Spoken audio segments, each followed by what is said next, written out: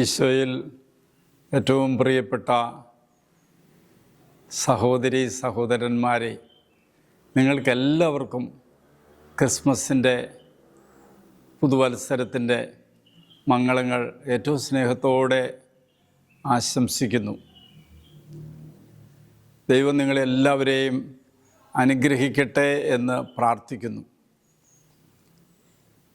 പുൽക്കൂട് അത്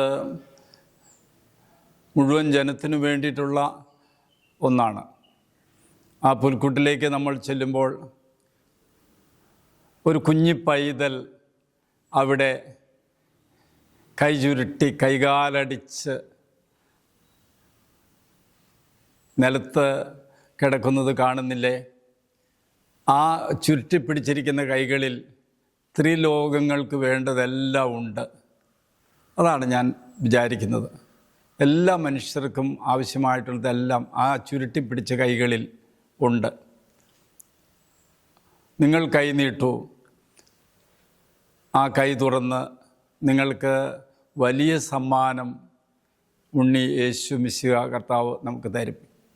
ഞാനിപ്പോൾ ഇവിടെ ഉള്ളത് ഉണ്ണി യേശു മിശിഹ കർത്താവിൻ്റെ തീർത്ഥാടന ദേവാലയത്തിലാണ്.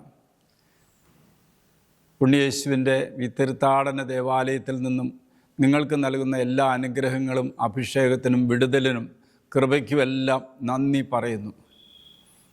പുൽക്കൂട്ടിലേക്ക് നമ്മൾ ചെല്ലുമ്പോൾ ലോകത്തിലെ ഏറ്റവും വലിയ ഒരു സമ്മാനം അത് തരും.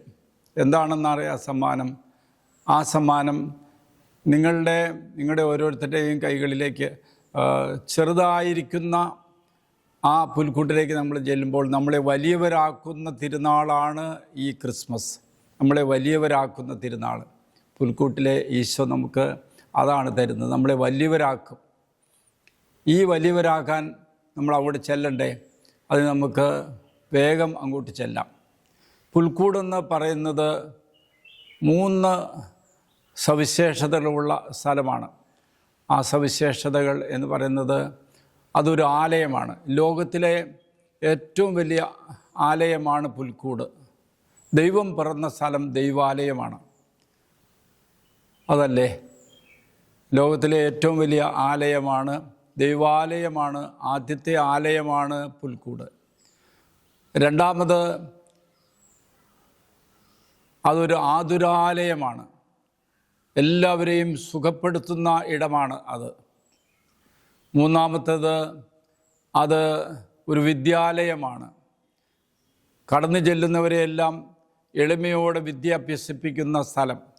പൂജരാജാക്കന്മാർ, ജ്ഞാനികൾ അവിടെ വന്നു കഴിയുമ്പോഴത്തേക്കും കുമ്പിട്ടാരാധിച്ച് പാഠങ്ങൾ പഠിക്കുന്ന ഒരു വലിയ ഇടമാണ് ആ പുൽക്കൂട്. അപ്പോൾ 3 കാര്യങ്ങളാണ്. 1 ദേവാലയമാണ്, 2 ആതുരാലയമാണ്, 3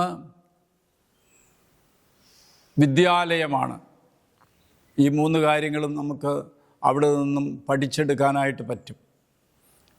എല്ലാവർക്കും സന്തോഷം കൊടുക്കുന്ന, കുഞ്ഞുങ്ങൾക്ക്, മുതിർന്നവർക്ക് എല്ലാവർക്കും സന്തോഷം കൊടുക്കുന്ന ഇടമാണ് ഈ പുൽക്കൂട് എന്ന് പറയുന്നത്.